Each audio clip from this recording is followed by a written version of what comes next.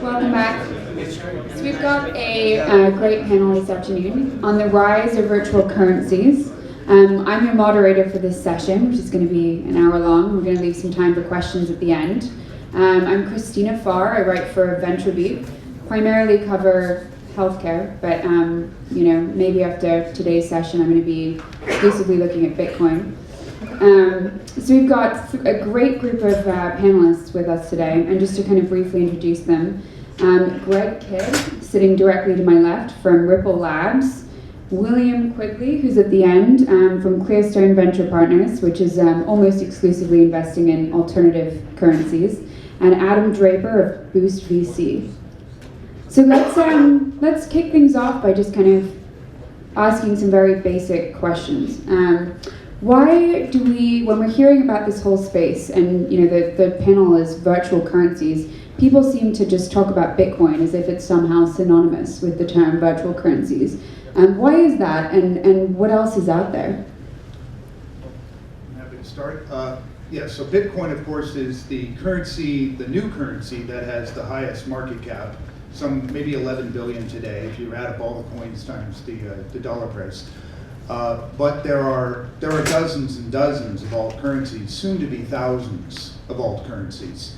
And they'll all do different things. Some of them will fight for dominance. That'll maybe be the top 10, but there'll be thousands of currencies that people will use ultimately. And the term alt or alternative currencies is the thing to put all of them under one bucket. And Bitcoin, of course, has some phenomenal advantages, and it's the reason it's the best of the bunch, let's say, for today, and we can talk later about why that might be the case. So one of the reasons that I personally feel that it's sort of Bitcoin and then everything else right now is that I don't know how many people have invested in Bitcoin in this room? Whoa. Wow. 6 months ago, you guys are on it. 6 months ago, that would have been zero in this room. But the is really everyone sort of has a story when they start investing in Bitcoin, and Bitcoin has the most passionate sort of following, most passionate community. I know when I first invested in Coinbase, it was sort of like everyone welcomed me with open arms, and I don't know. I feel that that's one of the reasons that sort of Bitcoin ended up taking off. It was this hugely passionate hacker base that really took storm, and now it's 10x any other digital currency, and number 2 is Litecoin right now. And are these currencies? You mentioned Litecoin is number 2. Are they all competing with each other, or is it somehow complementary? I would say at this point it would be really hard to say any coin is competing. We're talking about $600 trillion a year in currency and forex trading, and Bitcoin has $10 billion in market cap. So it would be really hard to say anyone's competing right now. Having said that, there are coins that are trying to be elevated in people's perspectives, and each coin has typically 1 or 2 unique aspects to it that make it useful for a particular activity. But Bitcoin overall has something that none of these do, and that is the blockchain. And we can talk later about the value of the blockchain. But I personally think Bitcoin is a sideshow. The thing that is revolutionary here is the blockchain. And that is what is going to change commerce, financial transactions, the way people exchange money and other things for forever. So I'll give a little bit of a different perspective. I was an original investor in pure Bitcoin companies, starting with Coinbase, and I love the blockchain, but from a payments background point of view, I come from the Fed, from the payments group.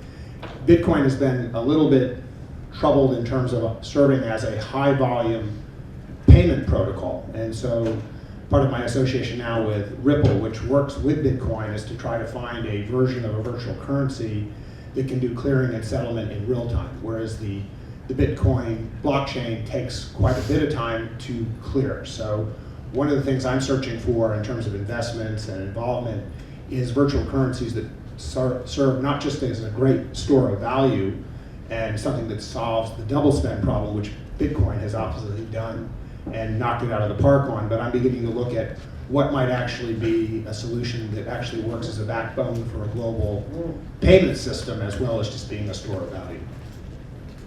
So we're going to come back to this idea of a blockchain, but just another kind of basic question. Where did Bitcoin come from? Satoshi Nakamoto. It wasn't me. That's it. No. No one really knows. It's an anonymous creator whose pseudonym is Satoshi Nakamoto. We were just discussing in the room before this that it's probably not a Japanese person because the name is Japanese and they're trying to mislead you.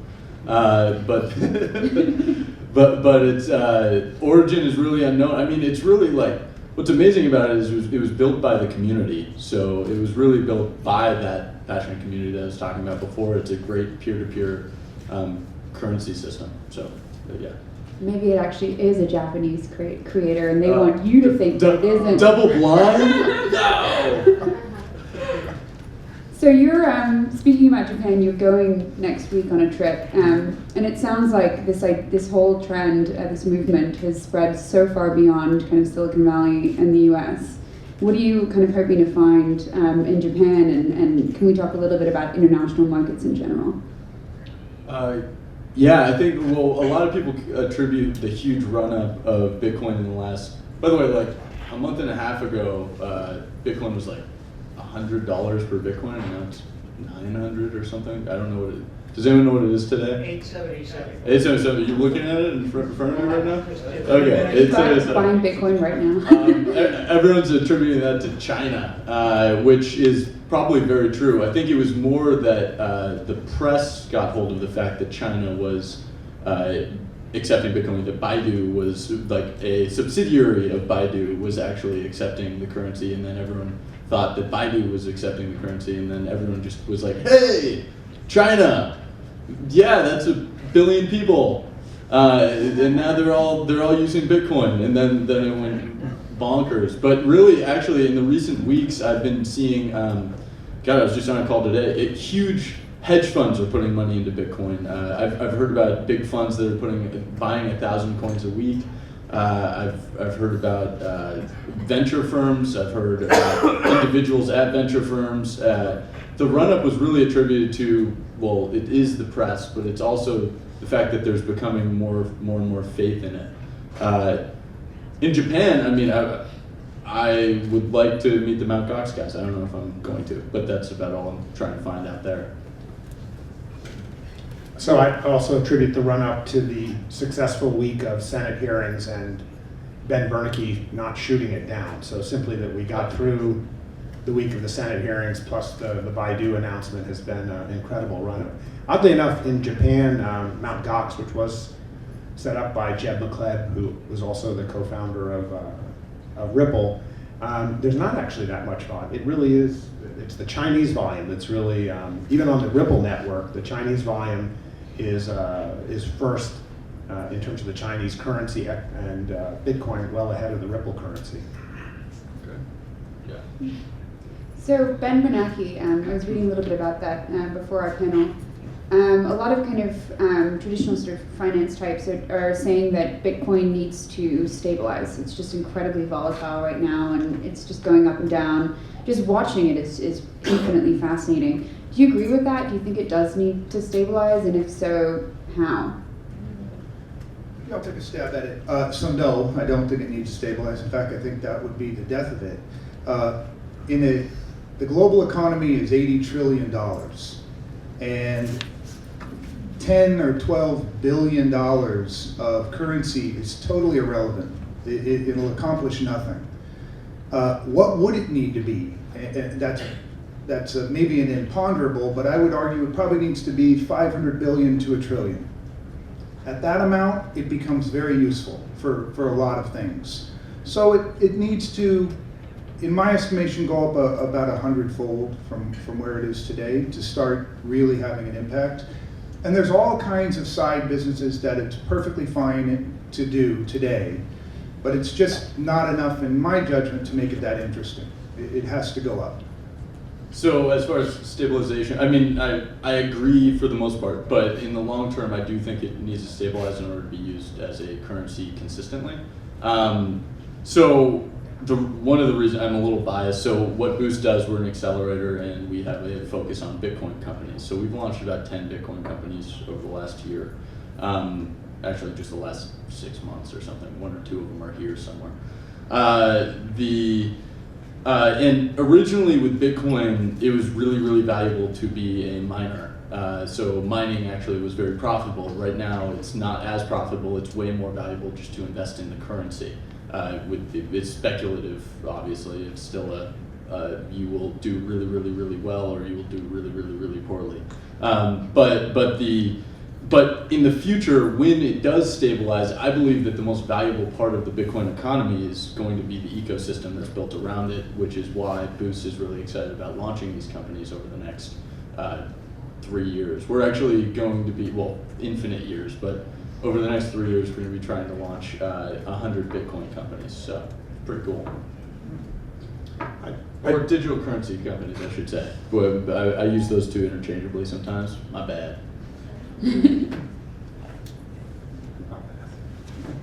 So you're investing in 100 Bitcoin or digital currency companies. What kinds of companies are you looking for? Is it literally just sort of new types of exchanges, or are you looking at new currencies, or even companies that are trying to get into new markets and sectors? Okay, so we actually found a lot of opportunities in general.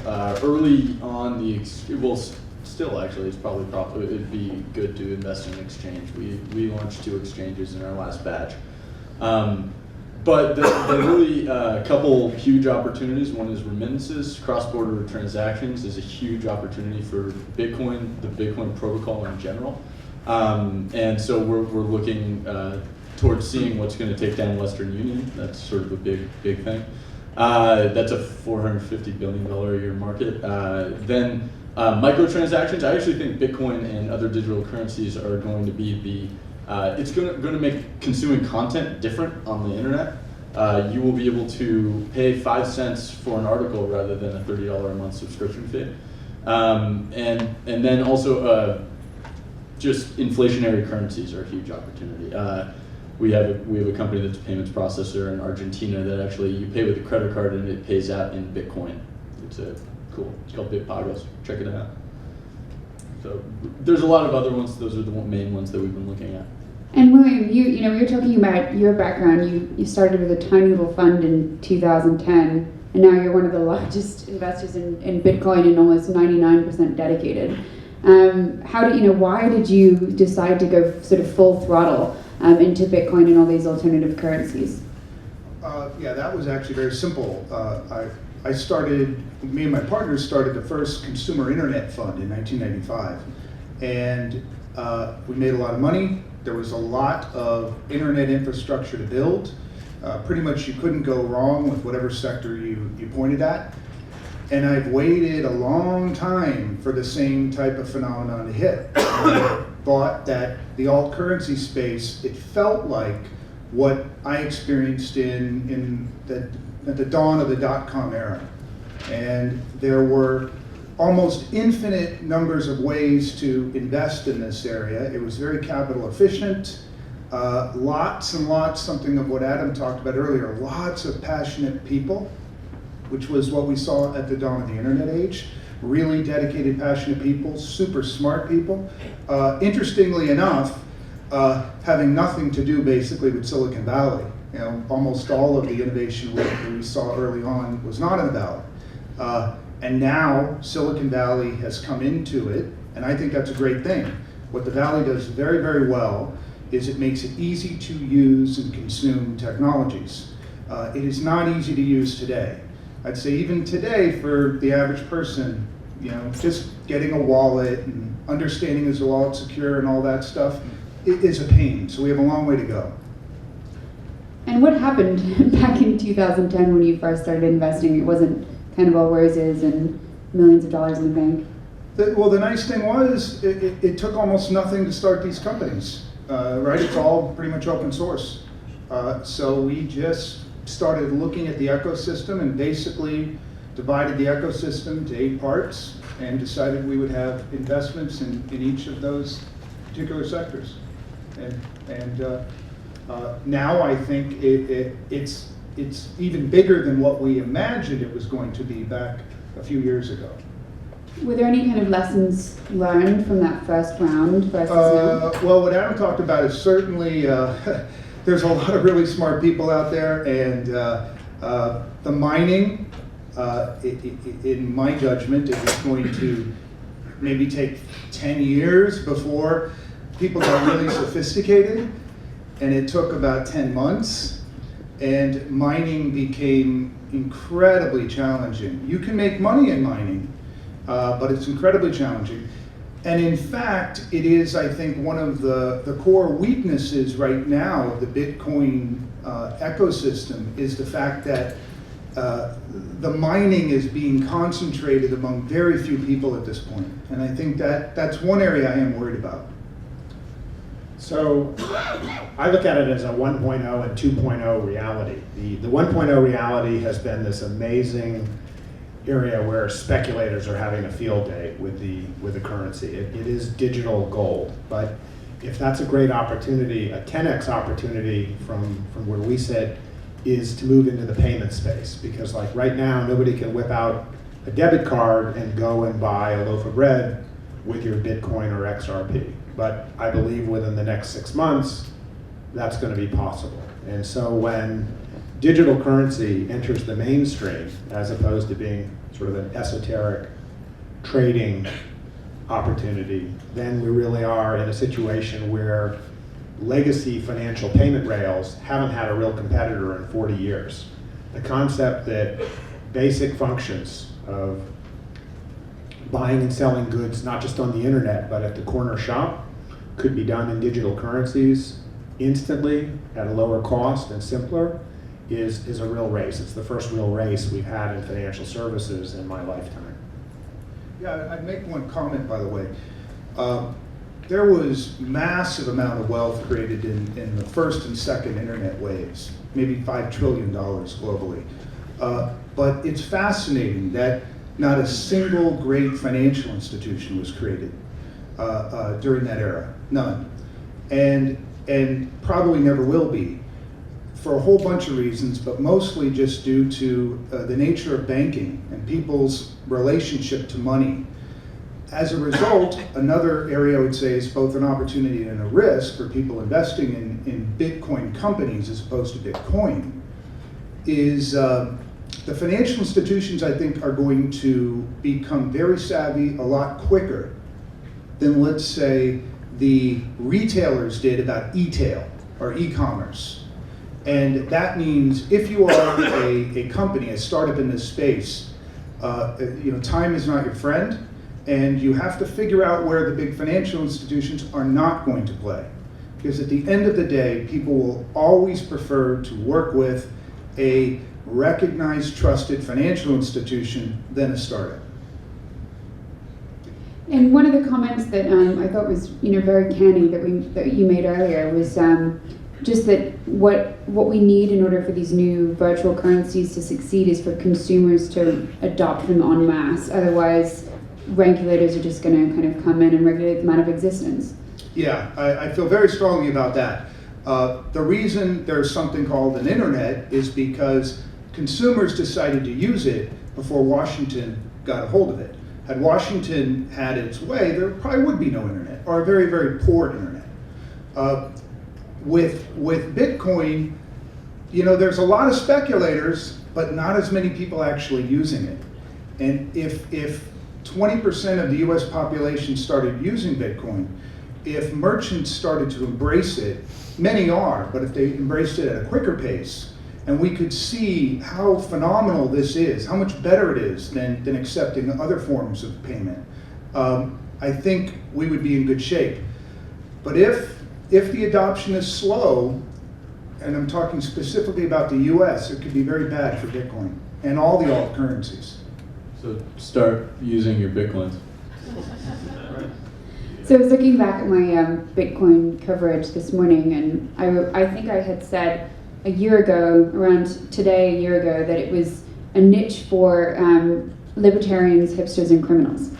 And we saw how many people raised their hands in the room, and I think it's gone far beyond that. And I was admittedly wrong. So who are the new kind of markets that are coming into this that are not just those niche groups pinpointed last year? I think it's fascinating that Bank of America just released a 20-page document describing Bitcoin to a lot of people. I thought that was a huge step in the direction of, well, either they're afraid of it or they're excited about it. One way or the other, they're educating their people. No, like I said before, I've been hearing about a lot of people just getting ready to play in the space with their money. I think that there's a lot of speculative money going into Bitcoin, whether it be smart or very, very speculative, like high school kids.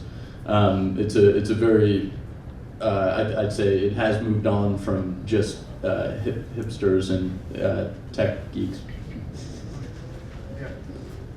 Yeah, it's definitely moved on. But again, the velocity of money, which is the figure we should all be thinking about, the velocity is not enough just yet.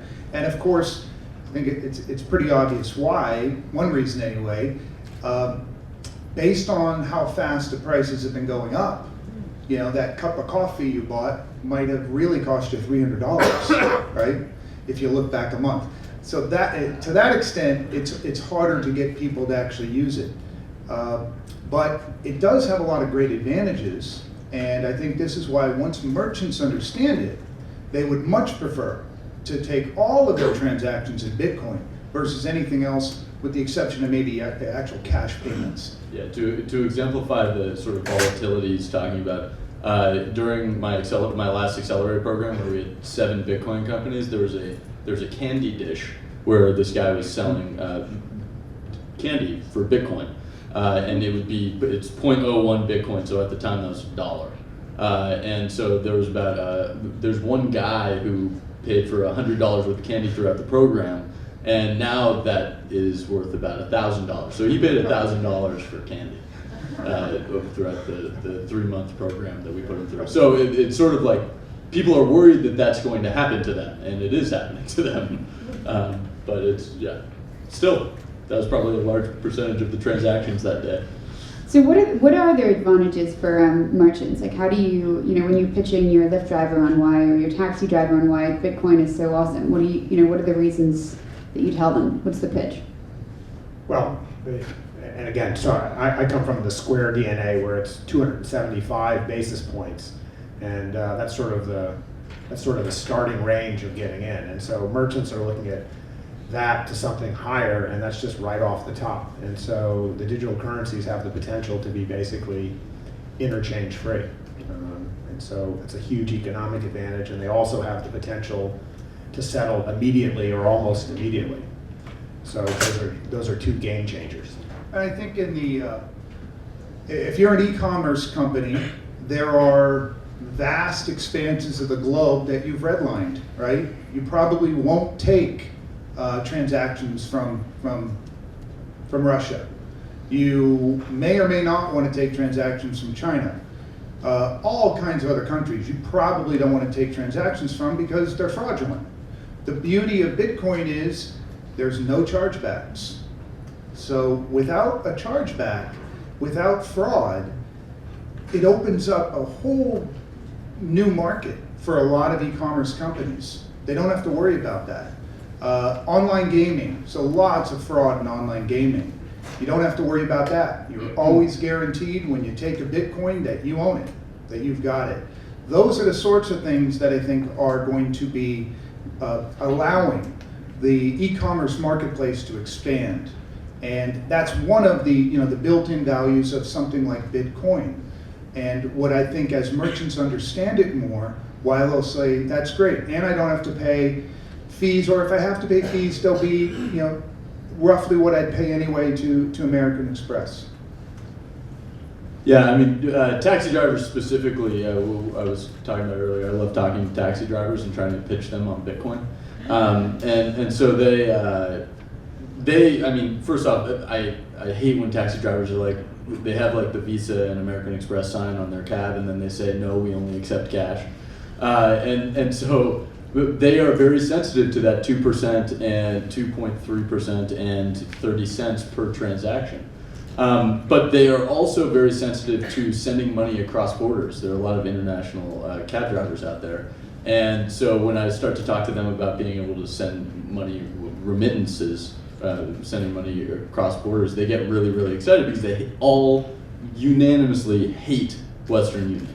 To them, the Western Union takes 10 to 20% of their money, and they're like, it evaporates into thin air, the value of it. So I would say, like, for merchants specifically, those were the two things that we were excited about. Cool. So let's sort of move on to the question of investment, how to make money out of Bitcoin. Invest a year ago. Well, if you weren't canny and smart enough to invest a year ago, is it too late to buy Bitcoin now? Have we all missed the boat?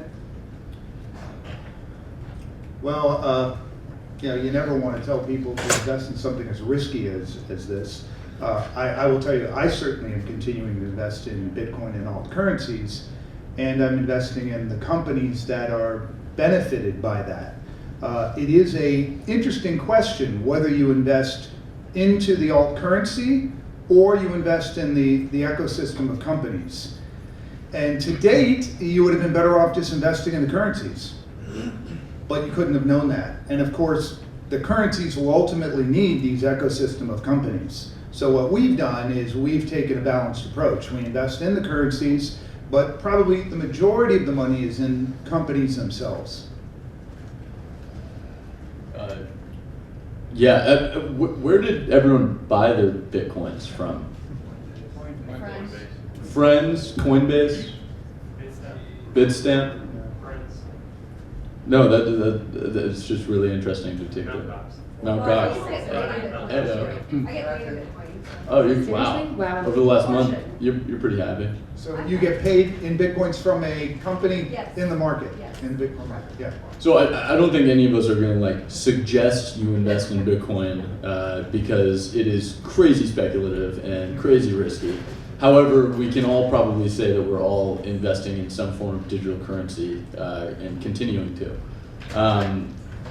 I think the reason I got excited about it, it's probably the biggest peer-to-peer revolution since Napster to me in my lifetime. So, or the internet is what William was talking about.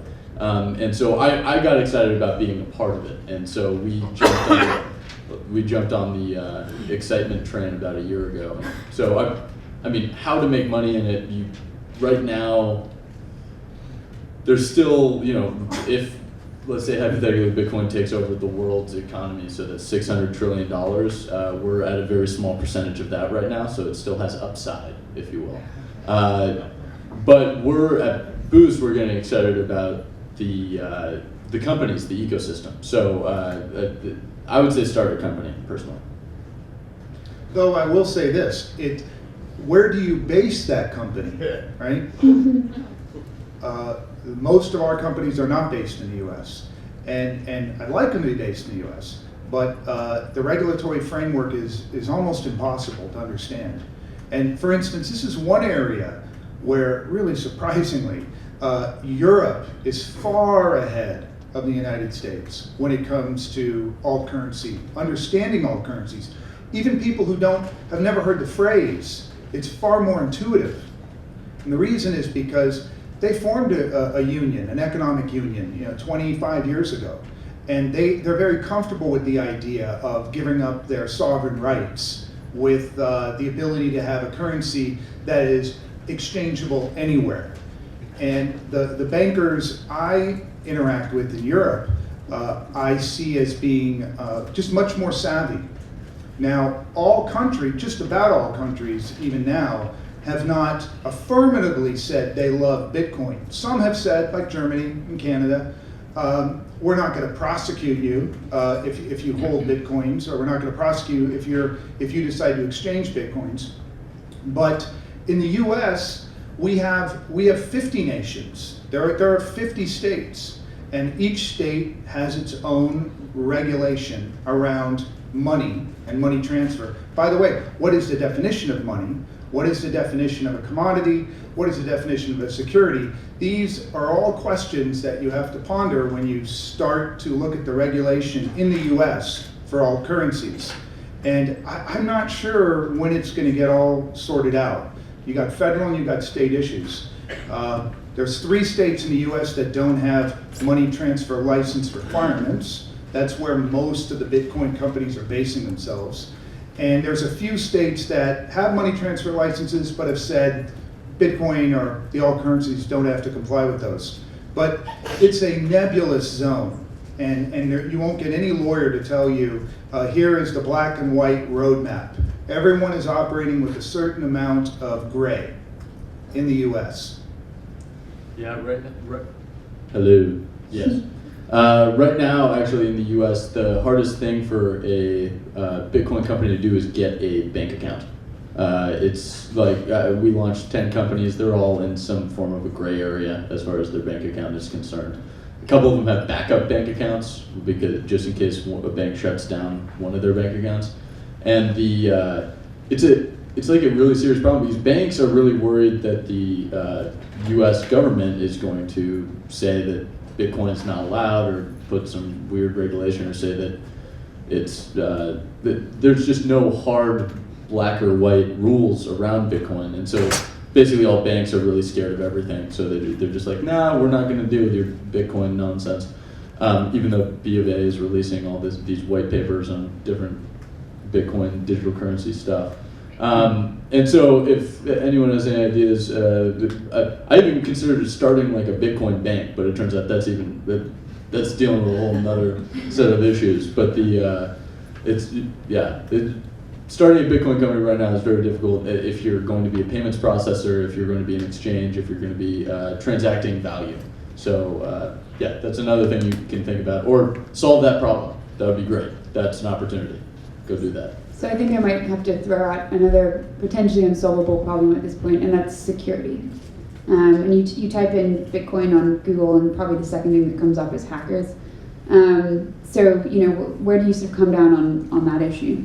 Well, yeah, and that's one of those things that is so confusing to the general public if they dabble and look into Bitcoin. On the one hand, the blockchain is the safest, most impenetrable digital network ever created by man. Unbreakable. On the other hand, every day you read about people having a Bitcoin stolen, and so those questions are constantly getting thrown at the Bitcoin community. You say this is safe, but every day people get things stolen, and that, of course, is because when you take those Bitcoins out of the blockchain, it's the equivalent of taking money out of a bank. It's safe in the bank, pretty much, behind a vault. When you have it in your wallet, it's not safe. And the hackers figured this out really quickly, and I think this is a very bad thing for the Bitcoin ecosystem, that these wallets are terribly designed, right? And I think Coinbase has a very good wallet, one of the best out there. But there's, it's open source software. There's hundreds of wallets, and people are downloading these wallets and thinking their coins are safe. And hackers have realized, wow, there's $100,000 sitting on some guy's computer, and I can get it in 15 minutes. And my own view is that the Bitcoin community has to come up with a set of standards around which the wallets will be secured. It's a stamp of approval or something. And if you don't have that, then you don't want to use that wallet. But unfortunately, we're going to hear a lot more about people getting things stolen. And this is where the government might come in and say, hey, there's millions of dollars of people's property getting stolen unbeknownst to them. This is not safe. Let's regulate it. Do you think there's a huge opportunity here for a safer kind of wallet? Yeah, absolutely. So one architectural design is people talk about the wallet, but if you think in your real life about how you have the wallet that you have in your pocket, and then you have your money that's in the vault, it probably isn't a bad designed for digital currencies too, to basically think of the value that you have stored in two places. The wallet, what we often call a hot wallet, really easy to get to, and you use sums in that basically for day-to-day usage, and if it gets compromised, you might lose $500, but you'd rather have something super convenient. The vault might be something that requires like multiple forms of authentication, multiple signatures, is really tucked deep away, what we call a cold storage or cold vault. And when people become a little bit more sophisticated, you'll get those two different mechanisms just like they exist in the real world today. So where should people, if in the audience people have got Bitcoins, where should they store them? Oh, well, what Greg just said, it should be cold storage, right? My rule of thumb keeps changing. It used to be 1,000 Bitcoins I would keep in a wallet, right? Well, I wouldn't do that anymore. Now it wouldn't be more than 10 coins I would ever keep in a wallet, or I'd recommend somebody keep in a wallet. Otherwise, you have to just start adopting cold storage policies. It's you would not keep $100,000 sitting in your briefcase. Your PC is about the least secure thing on earth. So if there's one thing you take away from this panel, it's don't store coins in a wallet. Maybe 5 or 6, but no more than that, no more than 10. Otherwise, cold storage.